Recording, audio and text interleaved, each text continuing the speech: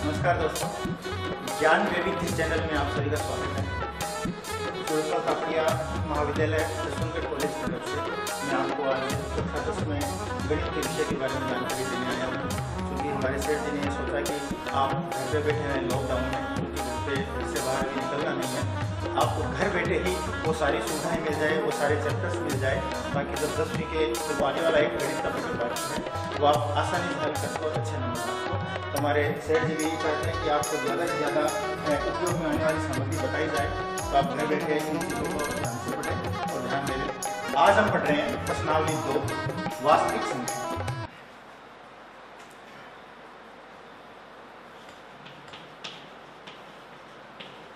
वास्तविक संख्याएं।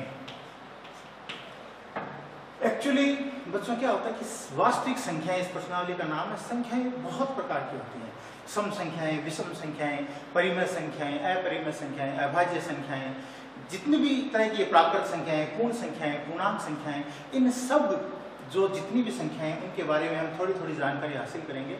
क्योंकि गणितीय भाषा में इन जो संख्याओं के नाम आएंगे, हमें पहले उनको समझ लेना बहुत जरूरी है कि ये संख्याएं, इनकी परिभाषाएं क्या होती है, क्या काम आती हैं।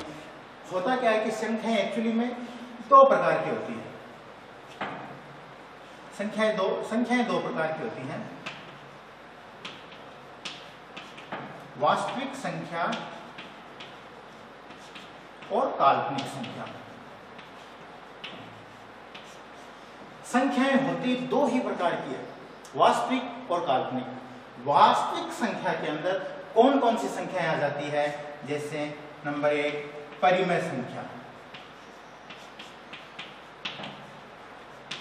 नंबर 2 अपरिमेय संख्या,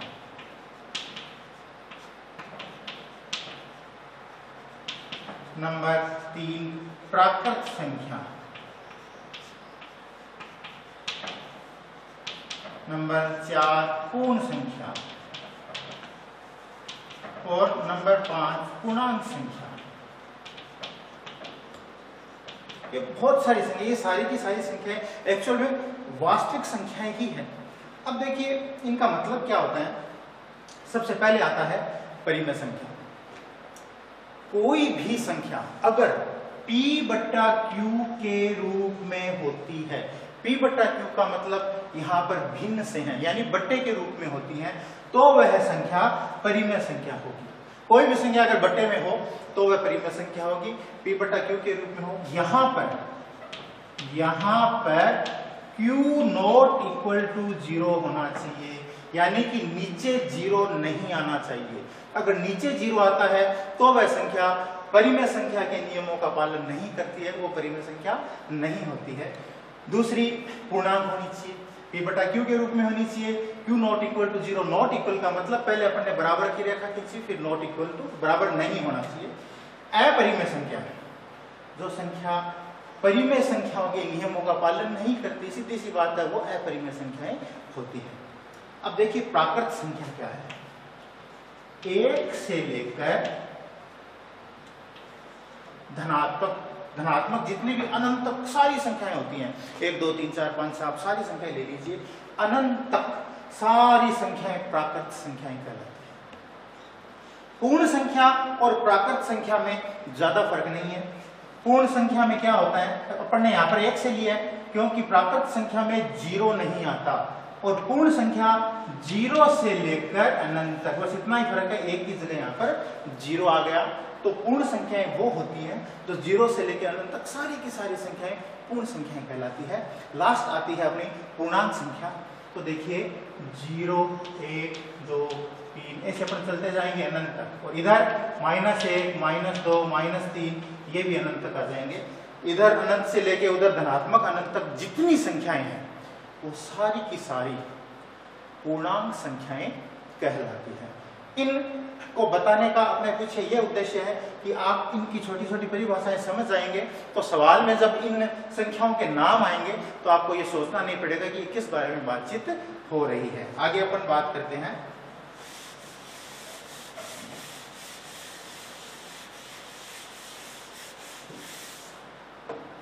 विभाजन एल्गोरिथम प्रमेय। विभाजन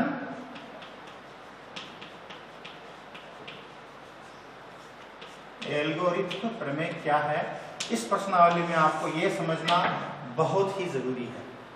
देखिए, विभाजन एल्गोरिथम प्रमेय होती है a बराबर B Q plus R, a बराबर बी क्यू प्लस आर। अब ये है क्या, पहले मैं आपको वो समझाता हूं।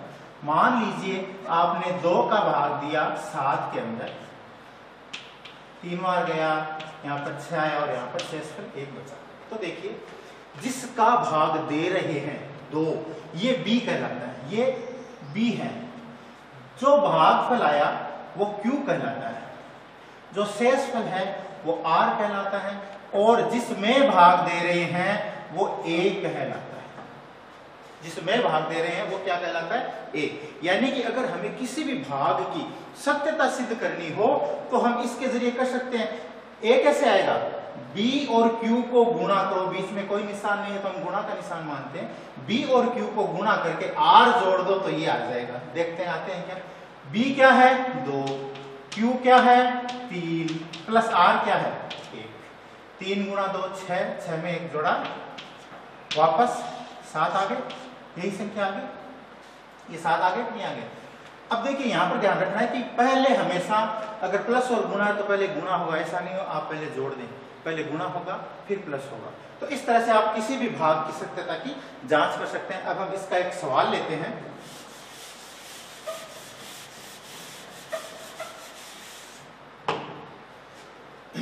दर्शाइए कि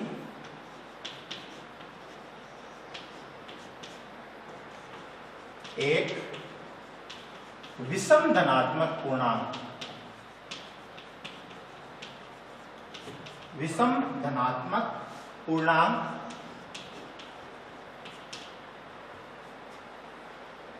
संख्या का वर्ग, पूर्णांक संख्या का वर्ग 8q प्लस 1 के रूप का होता है। यह सवाल बोर्ड में आने लायक है, आप ध्यान से समझें कि एक विषम धनात्मक पूर्णांक। अब देखिए, चूंकि नाम में जो ये जो विषम धनात्मक पूर्णांक आए हैं, ये क्या है पहले ये समझिए। विषम धनात्मक पूर्णांक, विषम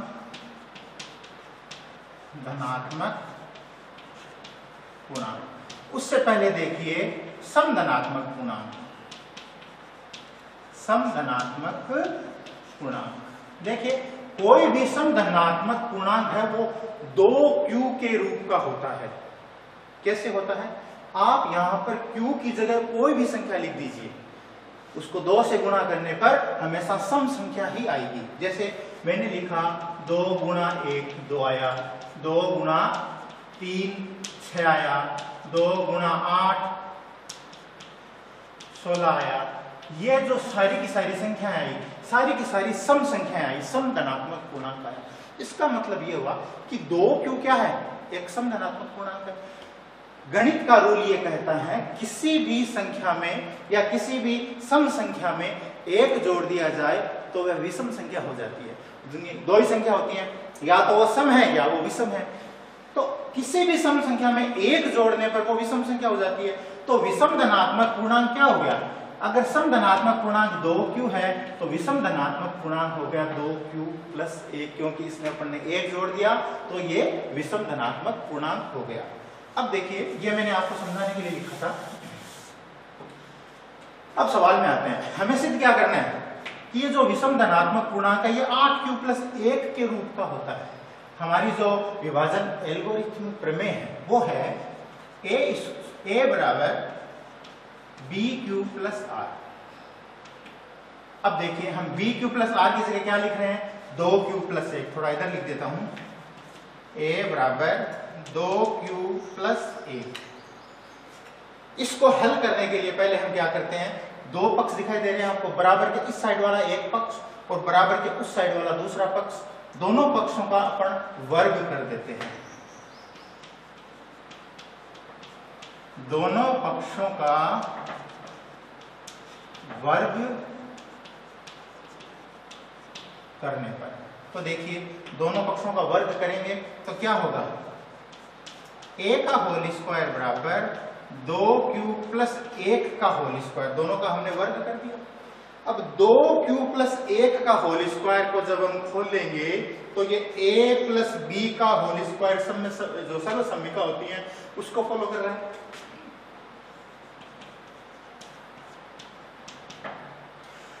a प्लस b का होल स्क्वायर सर्व समीका क्या होती है? a square plus 2ab plus b square.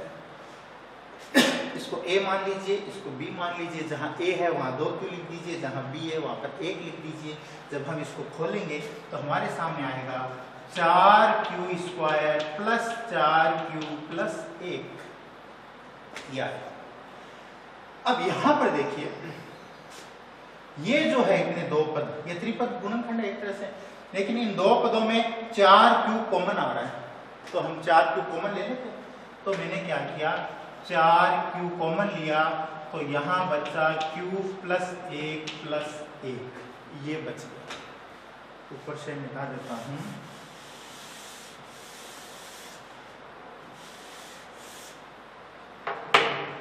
देखिए यहां से जो q और q प्लस 1 है, अब पहले लिख देता हूं 4q और q प्लस 1 हमारे पास बचा।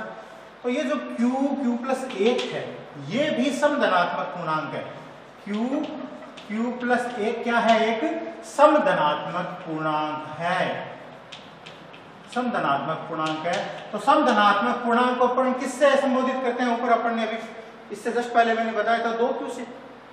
तो हम इसकी जगह 2q लिख सकते हैं, इसकी जगह हम क्या लिख सकते हैं? 2q लिख सकते हैं। तो यहां पर इतने की जगह हम क्या लिख देंगे? 4 गुणा 2q प्लस 1, 4 को 2q से गुणा किया 8q प्लस 1। हमें यही सिद्ध करना था क्योंकि कोई भी विषम धनात्मक पूर्णांक 8q प्लस 1 के रूप का होता है। इस तरह के और भी सवाल हैं तो आप किताब में अभ्यास कीजिएगा। जितना ज्यादा आप घर पे इन सवालों को मिलाएंगे, सिर्फ एक सवाल समझना, बाकी के आपको घर पे करने, तो निश्चित रूप से आप सारे के सारे सवाल कर लेंगे। नेक्स्ट सवाल और करते हैं अपन।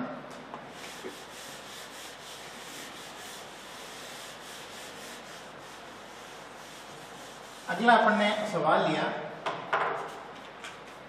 कि दर्शाइए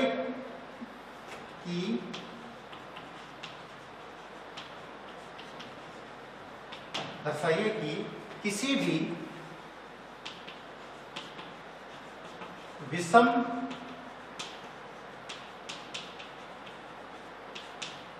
धनात्मक संख्या को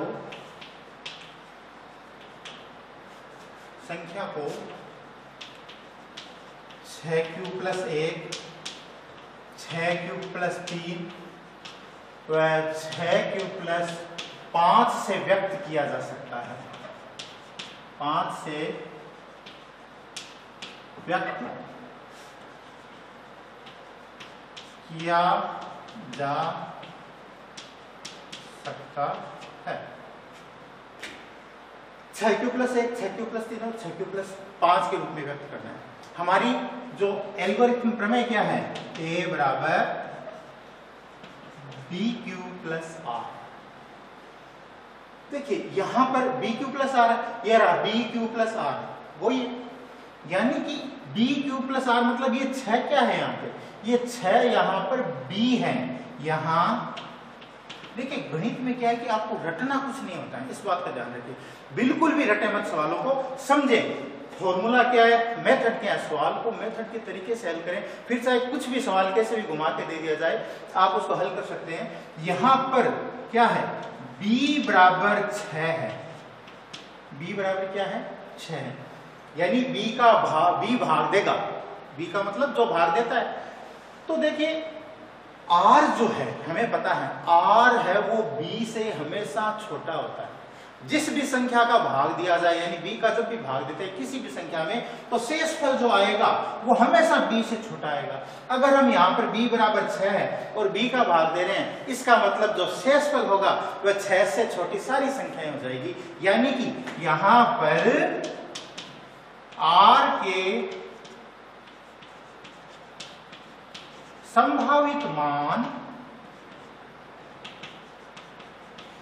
0, 1, 2, 3, 4 व 5 हो सकते हैं।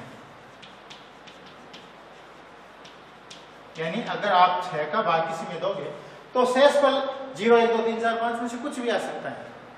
अगर देखा जाए तो इनको अपन इस रूप में भी लिख सकते हैं कि 6q + 0, 6q + 1, 6q + 2, 6q + 3, 6q + 4 व 6q + 5 के रूप में अपन इनको व्यक्त कर सकते हैं।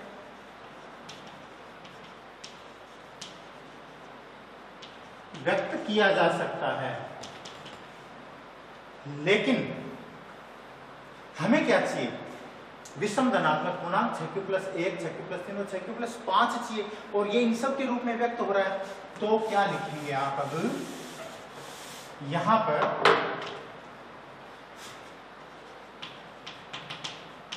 यहां पर 6q + 0, 6q + 2, 6q + 4 समधनात्मक पूर्णांक है। समधनात्मक पूर्णांक है।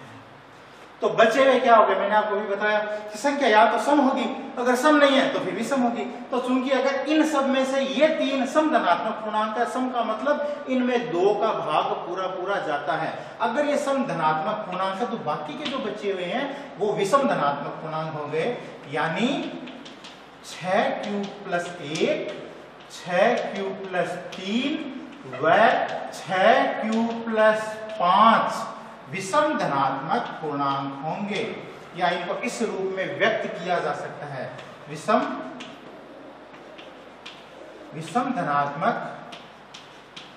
पूर्णांक होंगे। यही हमको सिद्ध करना था कि 6q + 1, 6q + 3 और 6q + 5 विषम धनात्मक पूर्णांक है।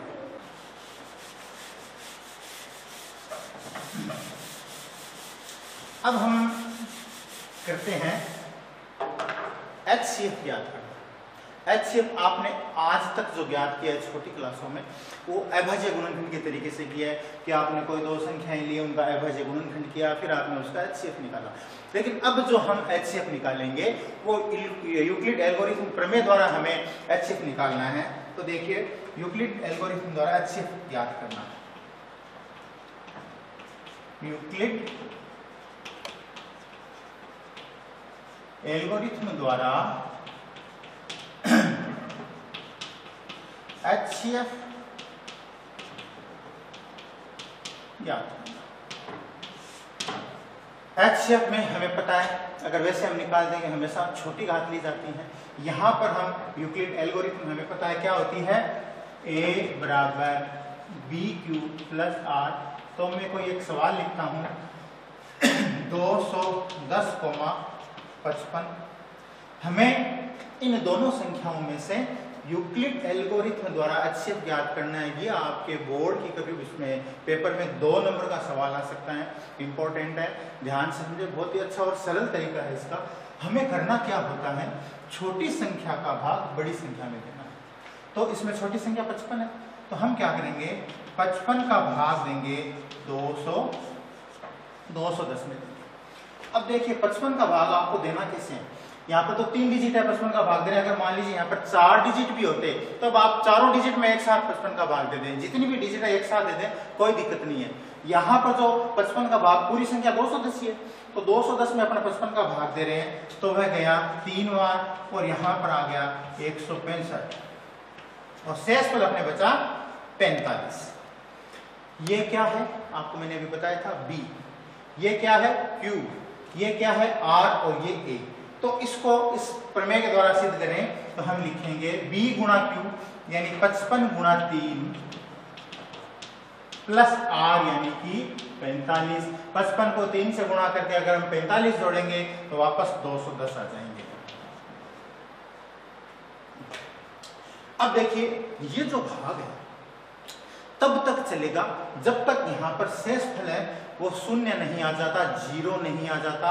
अभी शेषफल शून्य नहीं आया, 45 आया है, तो अब हम 45 का भाग देंगे किसमें, इस संख्या में 55 में।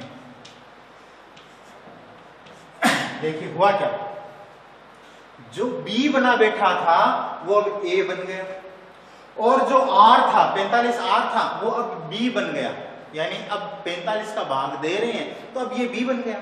तो 45 का भाग हमने 55 में दिया तो एक बार गया, यहाँ पर 45 आए और यहाँ पर आए 10। फिर से यहाँ पर शेषफल शून्य नहीं आया तो हम इस भाग को ऐसे ही जारी रखेंगे और फिर यहाँ पर क्या लिख देंगे, b गुणा q यानी 45 गुणा 1 प्लस r कितना है 10, तो ये हमने लिख दिया 10। 45 को 1 से गुणा करके 10 जोड़ेंगे तो 55 आ जाएंगे।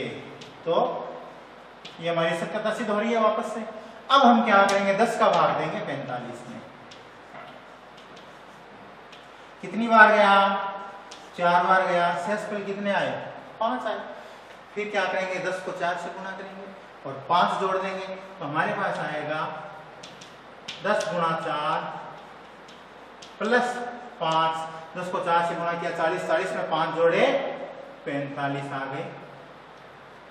ये हमारे पास वापस से 45 आ गए। लेकिन अभी भी शेषफल शून्य प्राप्त नहीं हुआ तो हम 5 का भाग अब वापस 10 में दे देंगे। ये 5 का भाग 10 में दिया, 2 बार गया 10 आया और यहाँ पर अब ये शेषफल आ गया आपका शून्य। इसका मतलब ये हुआ कि अब ये जो हमारा भाग है यही खत्म हो गया। लेकिन इसको अपन यूक्लिड एल्गोरिथम प्रमेय में लिखेंगे तो क्या लिखेंगे, 5 गुणा 2 प्लस 0, 5 को 2 से गुणा किया 10, ये वापस 10 आ गए। अब उत्तर क्या आएंगे, जिस संख्या का आप सबसे लास्ट में भाग दो, सबसे लास्ट में आपने 5 का भाग दिया तो यहाँ पर हम लिख देंगे HCF बराबर 5, या जो 5 है आपके वो आंसर आ जाएंगे। इस तरह से हम किन्हीं भी संख्याओं का HCF ज्ञात करेंगे यूक्लिड एल्गोरिथम से द्वारा। एक सवाल और करके देखते हैं, आपको समझ में आ जाए।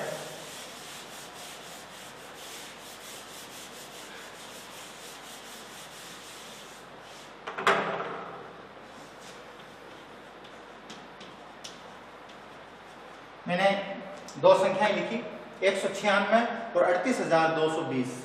तो छोटी संख्या का भाग बड़ी संख्या में देंगे, ये पहली बात। तो मैंने यहाँ पर 196 का भाग दिया 38,220 में।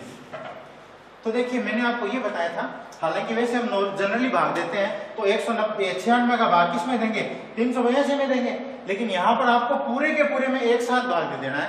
तो 196 का भाग पूरे 38,220 में देंगे तो 195 बार जाता है, यानी 195 को आप 196 से गुणा करेंगे तो वापस क्या आ जाएंगे, 38,220 ही आ जाएंगे, यानी शेषफल यहीं पे शून्य आ गया।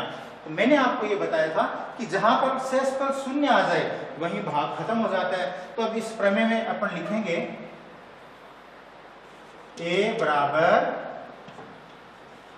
BQ plus R।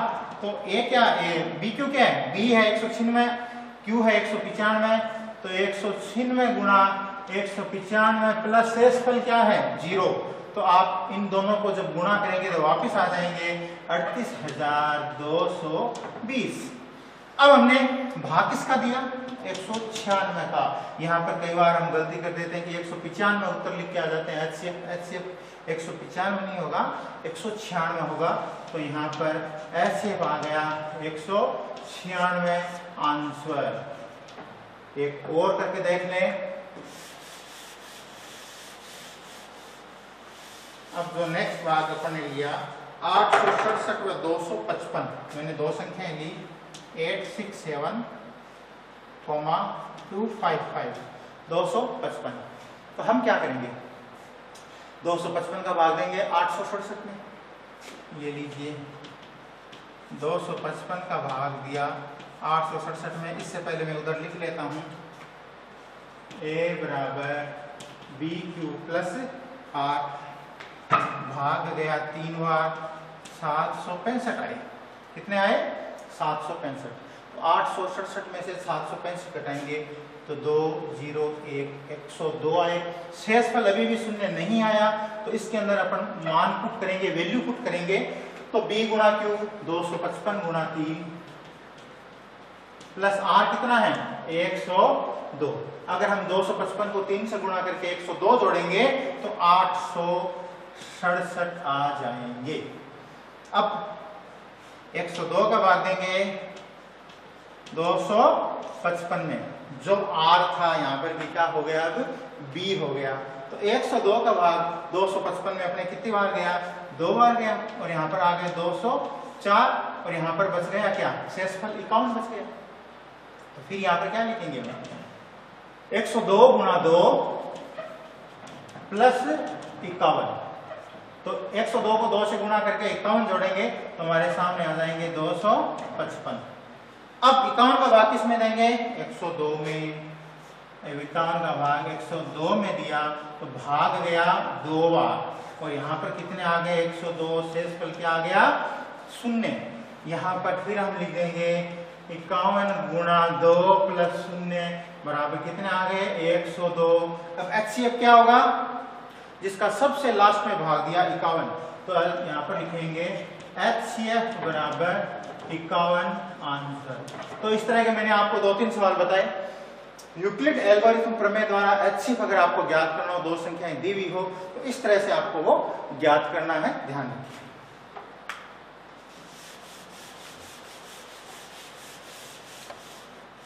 नेक्स्ट अब हम लेते हैं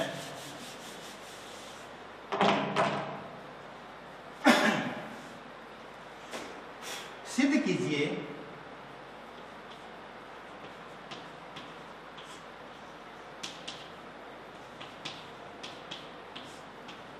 पांच माइनस √3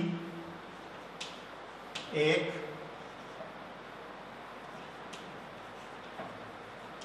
अपरिमेय संख्या है। देखिए 5 माइनस √3 एक अपरिमेय संख्या है। इसको पहले समझिए क्या पूछना चाह रहा है।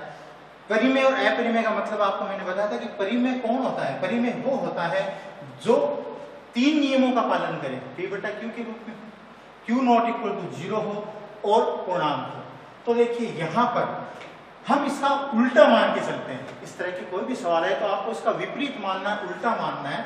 अगर इसने कहा कि अपरिमेय सिद्ध करो तो हम इस संख्या को एक बार परिमेय मान के चलेंगे। माना 5 माइनस √3 एक परिमेय संख्या है। अगर हमने इसको परिमेय संख्या माना है तो निश्चित बात है ये परिमेय संख्या के नियमों का पालन करेगा। अब अतः 5 माइनस √3 बराबर हम क्या मान लेंगे, a/b, क्योंकि पहला नियम क्या है, परिमेय संख्या क्या होती है, p/q के रूप में हो, चाहे a/b बोल दो चाहे p/q बोल दो, एक ही बात है। इसलिए मैंने जानबूझकर यहाँ पर a/b लिखा है ताकि आपको ये पता चल जाए, जरूरी नहीं आप p/q ही लिखो। तो अगर ये परिमेय संख्या है, हमने माना ये है नहीं, ये बात की बात है, हमने माना है कि ये एक परिमेय संख्या है। अगर ये परिमेय संख्या है तो गणित के रूल के अनुसार ये a/b के बराबर होगी। यहां पर a व b सह अभाज्य संख्याएं हैं।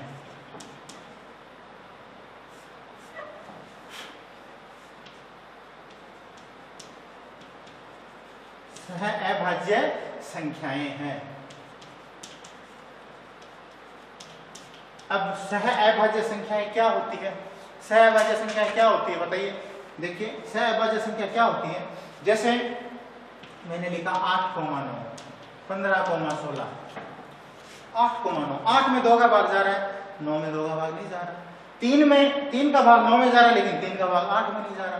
ठीक इसी तरह से 3 का भाग 15 में जा रहा है लेकिन 3 का भाग 16 में नहीं जा रहा, 2 का भाग 16 में जा रहा है लेकिन 2 का भाग 15 में नहीं जा रहा। इस तरह ये क्या है, सह अभाज्य संख्याएं कहलाती हैं। तो यहां पर a व b क्या है, सह अभाज्य संख्याएं। वापस सवाल पे आते हैं। हमने मान लिया था कि 5 माइनस √3 अगर एक परिमेय संख्या है तो ये a/b के रूप में होगी। यहां पर हम -√3 को पक्षांतरण करके उधर भेज रहे हैं। -√3 का ध्यान ये रखना है, अगर रूट का पद हो तो आपको उसे धनात्मक में रखना है। अगर इधर माइनस में है तो उधर ले जाइए, लेकिन अगर इधर पहले से प्लस में है तो आप उसको उधर ही रहने दीजिए, उसका पक्षांतरण मत कीजिए। तो मैंने क्या किया, 5 a/b को इधर ले आया बराबर प्लस का √3। यहां पर क्या हुआ, मैंने b ले लिया LCM, लघुत्तम समापवर्तक। 1 का भाग b में b बार गया, b को 5 से गुणा किया, 5b माइनस a, b का भाग b में 1 बार गया, 1 को a से गुणा किया, 1 बराबर √3। देखिए यहां पर क्या है, यहां 5a व b पूर्णांक संख्याएं हैं। क्या है, 5a और b क्या है, पूर्णांक संख्या है, लेकिन √3 इस नियम का पालन नहीं करता। जबकि अब यहां पर विरोधाभास पैदा हो रहा है। अपन ने इसको उल्टा मान लिया, गलत मान लिया था कि ये परिमेय संख्या है। अगर परिमेय संख्या होती तो √3 इसका पालन करता या नहीं करता इस नियम का, लेकिन यहां पर √3 इस नियम का पालन नहीं कर रहा है। तो हम यहां पर क्या लिखेंगे, हमारी गलत त्रुटिपूर्ण कल्पना के कारण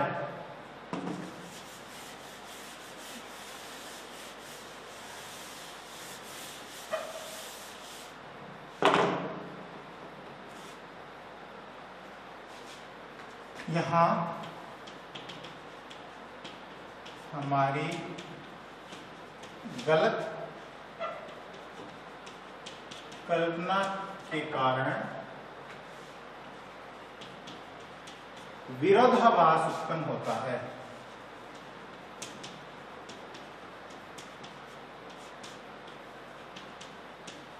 विरोधाभास उत्पन्न होता है कि 5 माइनस √3 एक परिमेय संख्या है।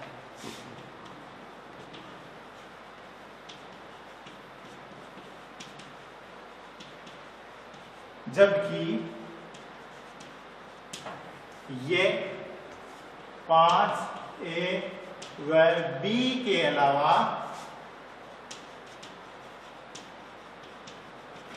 √3 इसका पालन नहीं करता है। अतः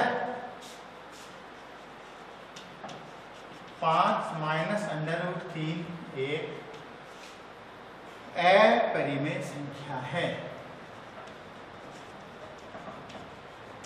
अपरिमेय संख्या है, ये हमारा सवाल हुआ कि 5 माइनस √3 एक अपरिमेय संख्या अपन ने सिद्ध की। अब हम करते हैं कि सिद्ध कीजिए कि 1/√2 एक अपरिमेय संख्या है।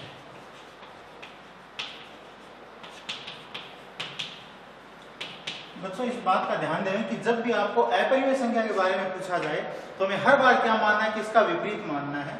यहां पर फिर हम मानेंगे कि माना 1/√2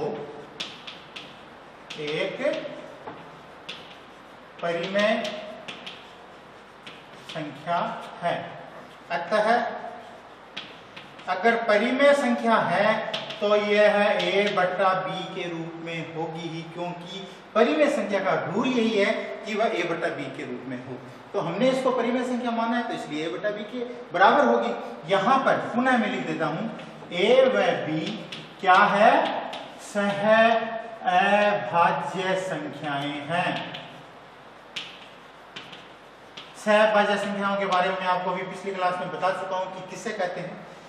अब नीचे का रूट का पद हमें हटाना है तो हम क्या करेंगे, इसको √2 से ऊपर नीचे गुणा कर देंगे बराबर a/b।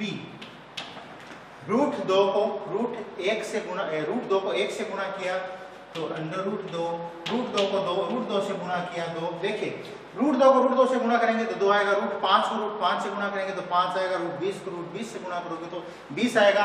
रूट अगर रूट से गुणा होता है और संख्याएं सेम होती हैं तो अंडर हट जाता है। तो √2 को √2 से गुणा किया तो सिर्फ 2 आएगा। इसका मतलब ये हुआ इस 2 के अंदर 2 √2 उपस्थित हैं बराबर a/b आ गया।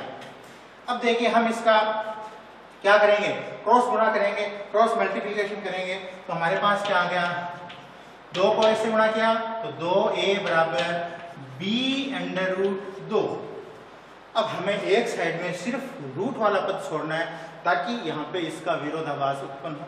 तो हम 2 इस b को यहाँ से इधर हटा देंगे तो 2a बट्टा b बराबर अंडर रूट 2। अब देखिए यहां पर फिर वही बात, 2a व b पूर्णांक संख्याएं हैं। यहां 2a व b क्या है? पूर्णांक संख्याएं हैं। लेकिन रूट 2 फिर से इस नियमों का पालन नहीं करता है। फिर वही बात यहाँ पर लास्ट टाइम वो सेम लिखनी है इस तरह के सभी सवालों में कि यहाँ पर हमारी गलत त्रुटिपूर्ण कल्पना के कारण विरोधाभास उत्पन्न होता है, क्योंकि हमने इसको 1/√2 को परिमेय संख्या माना था। तो उस वजह से यहाँ पर विरोध उत्पन्न हुआ कि 2a और b तो पूर्णांक संख्या है लेकिन √2 उसका पालन नहीं कर रहा है। अतः यह सिद्ध होता है कि 1/√2 भी एक अपरिमेय संख्या है। इस तरह का अगर हम एक और सवाल कर लें तो आपके एकदम क्लियर हो जाएगा। मैंने लिख दिया यहाँ पर, सिद्ध कीजिए कि 6 प्लस √2 एक अपरिमेय संख्या है। देखिए ये मैं बार बार 2-3 तरह के सवाल 2-3 क्यों करके बता रहा हूँ कि आपको ये समझ में आ जाए कि वो एक ही तरीका चल रहा है, वही सब कुछ है। अपन 5 सवाल देखते हैं तो आप घबरा जाते हो, 5 सवाल मिलाना एक ही होता है, मेथड एक का समझना होता है, बाकी 4 तो अपने आप आ जाते हैं। तो मैंने एक किया उसके जैसे सारे हो रहे हैं। फिर अब 6 प्लस √2 आ गया तो वापस क्या लिखेंगे? वही भाषा कि माना 6 प्लस √2 एक अपरिमेय संख्या है। अतः क्या होगा? 6 प्लस √2 बराबर a बटा b।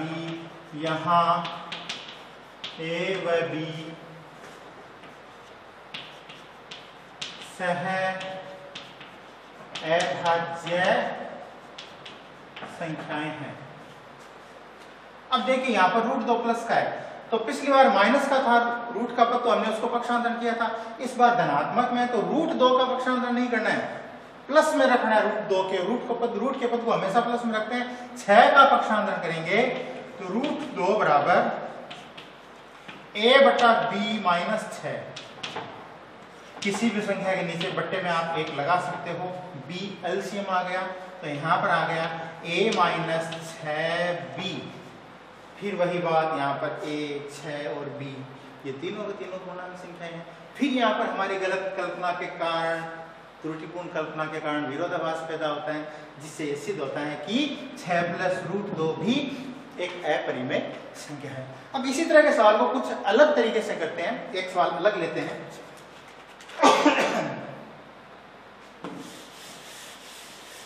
अब केवल एक रूट के ही सवाल को लेते हैं कि सिद्ध कीजिए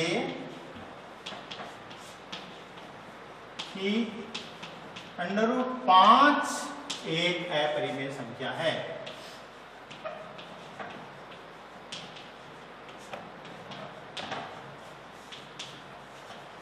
देखिए इस बार सिर्फ √5 है। इतनी देर तो हमारे पास पूर्णांक जो संख्याएं साथ में थी तो हम पक्षांतरण कर रहे थे, विरोधाभास पैदा हो रहा था। अब सिर्फ ये √5 है तो शुरुआत वैसे ही करेंगे, तरीका वही रहेगा। हम यहाँ पर पहले कोई क्या स्टार्टिंग वहीं से ही करनी है कि माना √5 एक परिमेय संख्या है। अगर ये परिमेय संख्या है अतः √5 बराबर a बटा b। आप लिखने की भाषा का जरा ध्यान रखना, जो व्यवस्थित और बढ़िया भाषा वो जरूर लिखें। यहाँ पर ये बात जरूर लिखें, यहाँ a व b क्या है? सह अभाज्य संख्याएं हैं। अब देखिए √5 बराबर a बटा b है तो मैं यहाँ पर क्या करता हूं कि दोनों पक्षों का वर्ग कर देता हूं, दोनों पक्षों का वर्ग करने पर, तो √5 का होल स्क्वायर बराबर a बट्टा, या आप लिख सकते हो a स्क्वायर बटा b स्क्वायर। पहले a बटा b का होल स्क्वायर भी लिख सकते हो। √5 को √5 से गुणा किया तो 5 बराबर a स्क्वायर बटा b स्क्वायर। अब देखिए अपन अगर इनको क्रॉस गुणा करेंगे, ये 5 के नीचे 1 लिख देते हैं। अब अगर हम इनको क्रॉस गुणा करेंगे तो क्या आ जाएंगे, 5b स्क्वायर, 5b से गुणा 5b स्क्वायर बराबर क्या आ गया, a स्क्वायर। यहां पर अब समझने वाली बात क्या है कि अगर इस 5 का पक्षांतरण करेंगे तो कहां जाएगा, a स्क्वायर के नीचे जाएगा, यानी कि a स्क्वायर 5 से भाज्य है। अगर इस 5 को भेजेंगे तो कहां भेजेंगे, a स्क्वायर के नीचे भेजेंगे। इसका मतलब ये हुआ कि a स्क्वायर 5 से भाज्य है। यहां a स्क्वायर 5 से भाज्य है, अतः a भी 5 से भाज्य होगा। देखिए गणित का क्या रूल है, अगर कोई स्क्वायर की संख्या किसी संख्या से भाजित होती है तो उस संख्या से अगर हम स्क्वायर हटा दें तो भी वो संख्या उस संख्या से विभाजित होगी। ये गणित का रूल है। तो यदि a स्क्वायर 5 से विभाजित है, भाज्य है, तो a भी 5 से भाज्य होगा। अब हम ये कह सकते हैं कि यहाँ पर a क्या है, 5 से भाज्य है।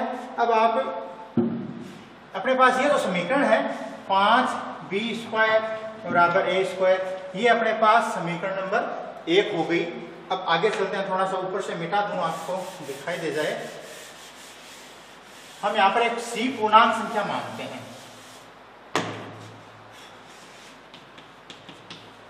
यहां पर देखिए ये जो वापस वैसे का वैसे 5a था, b की जगह मैंने c यहां पर एक संख्या मानी है। c यहां पर पूर्णांक है, c यहां पर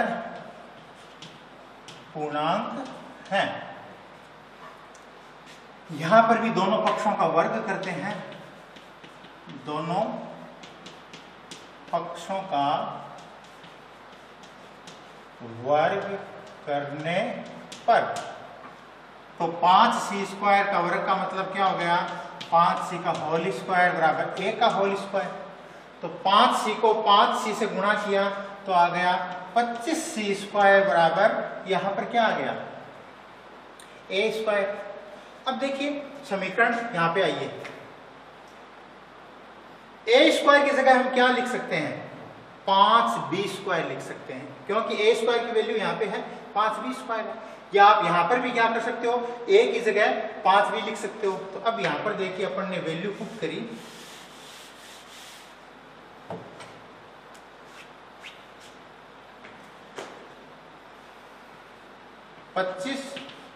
समीकरण, ये समीकरण 2 मान लेते हैं। समीकरण 1 से a स्क्वायर का मान समीकरण 2 में रखने पर, तो हम क्या करेंगे, 25c स्क्वायर बराबर क्या कर देंगे, यहां पर इस a स्क्वायर की जगह क्या लिख देंगे, 5b स्क्वायर। अब देखिए 25 और 5 आपस में कट रहे हैं, तो 5c स्क्वायर बराबर b स्क्वायर। यहां पर b स्क्वायर, अब 5b स्क्वायर के नीचे जाएगा तो b स्क्वायर 5 से विभाजित है। यहां पर हमारी लाइन हो जाएगी, यहां b स्क्वायर 5 से भाज्य है, अतः b भी 5 से भाज्य होगा। यहां तक हमने क्या सिद्ध किया, a और b स्क्वायर दोनों विभाज्य हैं, दोनों पूर्णांक संख्याएं हैं, दोनों पूर्णांक संख्याएं हैं। तो वापस से हुआ क्या कि हमने इसको क्या किया था, हमारी गलत परिकल्पना थी कि हमने √5 को एक परिमेय संख्या माना था। तो यहाँ पर फिर से वही भाषा वैसे ही लिखनी है कि हमारी गलत त्रुटिपूर्ण कल्पना के कारण यहाँ पर फिर से विरोधाभास उत्पन्न होता है। ये लाइन बार बार हर सवाल में लिखनी है, मैंने 2-3 सवालों में लिखी है, आप इसको बार बार लिखें हर सवाल के नीचे कि हमारी गलत कल्पना के कारण यहाँ पर विरोधाभास पैदा होता है। इसलिए ये सिद्ध होता है कि √5 एक अपरिमेय संख्या है। अतः √5 एक अपरिमेय। देखिए √5 की जगह हो सकता है आपके पास √2 आ जाए सवाल में, √2 की जगह √3 आ जाए, कुछ भी आ जाए, √2 आ जाए, √3 आ जाए, √5 आ जाए, तरीका यही रहेगा। 5 की जगह 2 आ जाएगा, इतना ही फर्क पड़ना है। 2 की जगह 3 आ जाएगा, इतना फर्क पड़ना है। लेकिन तरीका यही रहेगा, सवाल ऐसा ही होगा। बस एक सवाल से आप वो 3 सवाल समझे। बोर्ड में √5 आ गया, इसका मतलब आपको √5 भी आता है, √3 भी आता है, √2 भी आता है। किसी तरह का सवाल पूछ ले, आप उसको हल कर सकते हैं।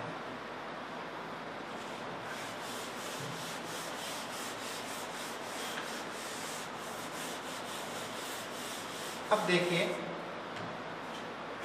हम नेक्स्ट टॉपिक इसमें करते हैं दशमलव प्रसार।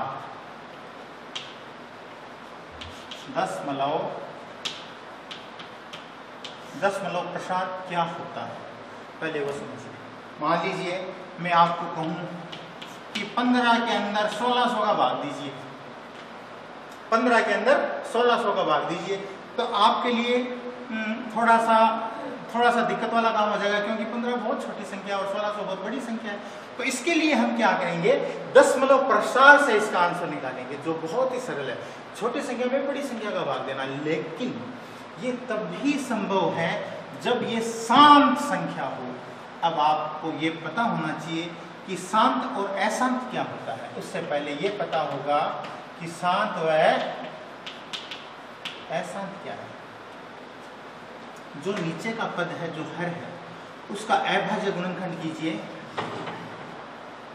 यदि अभाज्य गुणनखंड में टुकड़ों में सिर्फ 2 और 5 आते हैं तो वह शांत है, यानी 2 गुणा 5 आए तो वह शांत है।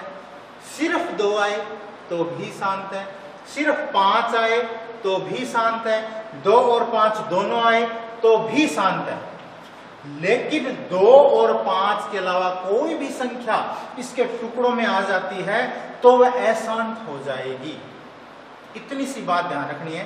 किसी भी संख्या का अभाज्य गुणनखंड करने पर या उसके टुकड़े करने पर यदि टुकड़े 2 और 5 ही आए, 2 और 5 के रूप में आए तो शांत है। अदरवाइज कोई भी संख्या एक्स्ट्रा आ जाती है तो वह अशांत संख्या होगी। अगर अशांत है तो उसका दशमलव प्रसार ज्ञात नहीं होगा। दशमलव प्रसार केवल और केवल शांत संख्याओं का ज्ञात होता है। तो अगर हमें इसका दशमलव प्रसार ज्ञात करना है तो पहले हम ये पता करेंगे कि ये संख्या शांत है ना। अगर ये शांत नहीं है तो फिर दशमलव प्रसार ज्ञात नहीं होगा। तो हम क्या करेंगे, जो 1600 है नीचे, उसका अभाज्य गुणनखंड करते हैं। तो देखिए मैंने 1600 लिखा, 2 का भाग दिया 800, 2 का भाग दिया 400, 2 का भाग दिया 200, 2 का भाग दिया 100, 2 का भाग दिया 50, 2 का भाग दिया 25, 5 का भाग लग रहा है 5 और फिर 5 का भाग 1। यानी इसके जो टुकड़े आए वो देखिए 15 बटा 1, 2, 3, 4, 5, 6 तो आए 2, यानी 2 की घात 6 गुणा 5 आए 2 तो गुणा 5 की घात 2। 1600 के टुकड़ों में सिर्फ 2 और 5 आया, 2 और 5 आया, तो 2 और 5 आया, इसका मतलब क्या है, ये शांत है। शांत है तो इसका दशमलव प्रसार ज्ञात होगा। अगर यहाँ पर बीच में एक 3 आ जाता या 2 और 5 के अलावा कोई भी और संख्या आ जाती तो वह अशांत होता और उसका दशमलव प्रसार ज्ञात नहीं होता। अब यहाँ पर आइए वापस कि अब हम करेंगे क्या आगे। तो चूंकि ये शांत है और शांत का दशमलव प्रसार ज्ञात किया जा सकता है, तो हमें क्या करना है, ये जो 2 की घात 6 और 5 की घात जो 2 आपको दिखाई दे रही है, इन घातों को बराबर करना है। यहाँ पर तो घात 6 है, यहाँ पर 2 है, तो 5 के पास भी घात 6 करनी है, तब जाके दशमलव प्रसार ज्ञात होगा। अब करें कैसे, ऐसे तो सीधी 6 कर नहीं सकते अपन, तो गणित के रूल के अनुसार ऊपर नीचे अपन किसी भी संख्या को गुणा भाग कर सकते हैं। 5 के पास कितनी घातें कम है, 4। अगर यहाँ पर 4 और जुड़ जाता 2 में तो 6 हो जाती, तो यहाँ पर हम क्या कर देंगे, 5 की घात 4 बटा 5 की घात 4 से ऊपर नीचे गुणा कर देंगे। फिर ये दोनों कट सकते हैं, बात वही की वही है, इसमें कोई फर्क नहीं पड़ा सवाल में, क्योंकि ऊपर नीचे एक जैसे पद लिए हमने। तो देखिए गुणा में घातें जुड़ती हैं। ऊपर क्या हो गया 15 गुणा 5 गुणा 5 गुणा 5 गुणा 5 मैंने 4 बार लिख दिया। 4 बार क्यों लिखा? क्योंकि 5 की घात 4 थी। नीचे देखिए 2 की घात 6 आ गया। 5 5 घातें गुणा में जुड़ती हैं, तो 5 की घात कितनी होगी? 5 की घात 4 और 2 कितनी होगी? 6। ये घातें सेम होगी कि नहीं होगी? समान होगी। अब ऊपर की संख्याओं को गुणा कर दीजिए जैसे जैसे आप इजीली कर सके। 15 गुणा 5 गुणा 5 25 और फिर 5 गुणा 5 25 बट्टा नीचे देखिए क्या करना है, घात दोनों के ऊपर समान है तो अपन अलग अलग क्यों लिखे? 2 गुणा 5 की कोष्टक लगा के एक ही बार घात 6 कर दीजिए। अब यहां पर देखिए 15 गुणा 25 गुणा 25 अपने पास क्या आ गया? 625 बट्टा 5 गुणा 2 क्या हो गया? 10 की घात क्या हो गया? 6। अब अपन क्या करेंगे? 15 को 625 से गुणा करेंगे तो आएगा 9375। 9375 बट्टे में क्या लिखेंगे? देखिए 10 की घात कितनी है? 6। तो 6 जीरो लगाने हैं, तो 1 2 3 4 5 और 6। यहाँ पर 5 होते तो 5 जीरो लगाते। अब उत्तर कैसे आएंगे? 1 2 3 4 5 6 के बाद ऊपर दशमलव लगा दीजिए, तो अपने पास 9 3 7 5 है। 1 2 3 4 ही संख्या है, अपन को दशमलव लगाने हैं 6 के बाद, तो ये 5 और ये 6 दो संख्या कम पड़ रही थी, तो 2 अपन ने जीरो लगा दी और ये दशमलव लगा दिया, यानी पॉइंट के बाद में 0 0 9 3 7 5 ये उत्तर आएगा। अगर 1600 का भाग आप 1500 में दोगे तो इसका दशमलव प्रसार वो हुआ। इस तरह से आप किसी भी संख्या का दशमलव प्रसार ज्ञात कर सकते हो यदि वह शांत है तो। एक सवाल और लेते हैं हम इस तरह का।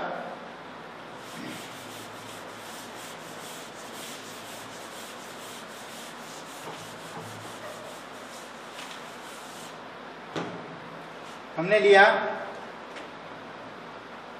13 बट्टा 3125। तो सबसे पहले अपन ये ज्ञात करेंगे 3125 शांत संख्या है कि नहीं है। तो आप इसका अभाज्य गुणनखंड करें और देखें कि ये शांत संख्या है। अगर 3125 के अपन गुणनखंड करेंगे तो आएगा 5 की घात 5, सिर्फ 5 की घात 5 ही आएगा, इसमें 2 नहीं आ रहा है, तो अपन यहाँ पर क्या कर देंगे? 2 की घात 0 लिख देंगे। सिर्फ 5 की घात 5 आया, 5 बार इसका टुकड़े हुए 5 टुकड़े हुए। अब यहाँ पर घातें समान करनी है तो मैं क्या कर दूंगा? गुणा कर दूंगा। घात किसके पास कम है? 2 के पास कम है। कितनी कम है? 5 ही कम है, तो गुणा कर दूंगा 2 की घात 5 बटा 2 की घात 5 से। अब 13 गुणा 2 5 बार लिख दीजिए, 1 2 3 4 5 और नीचे 5 की घात 5 गुणा 0 और 5 कितने हो गए? दोनों की घातें सेम हो गई। अब ऊपर वाले गुणा करेंगे अपन, तो 13 गुणा 2 दूनी 4 4 दूनी 8 8 दूनी 16 और 16 दूनी 32 बट्टा 5 गुणा 2 की घात एक साथ लिख दीजिए यहाँ पर 5। 13 को आप 32 से गुणा करोगे तो 416 आएगा और नीचे क्या आ गया? 10 की घात 5 गुणा 2 10, 10 की घात 5। अब 416 बट्टा 1 2 3 4 और 5 जीरो लगा दिए। अब ऊपर 5 के बाद दशमलव लगाना है, तो 416 तो 1 2 3 4 और ये 5 और ये दशमलव, यानी इसका उत्तर आएगा 0.00416। 13 बट्टा 3125 का जो आंसर आएगा वो ये आ जाएगा। और इस तरह से अपन ने इसका दशमलव प्रसार भी ज्ञात कर लिया। तो हमने प्रश्नावली 2 के लगभग सवाल हल किए, इंपॉर्टेंट सवाल हल किए। बाकी कुछ अगर एक आधा 2-4 सवाल बचे हैं तो आप उनको इनकी तरीकों से, इस मेथड से हल करने की कोशिश करें। नेक्स्ट चैप्टर में अपन अगली प्रश्नावली पढ़ेंगे। तब तक के लिए धन्यवाद।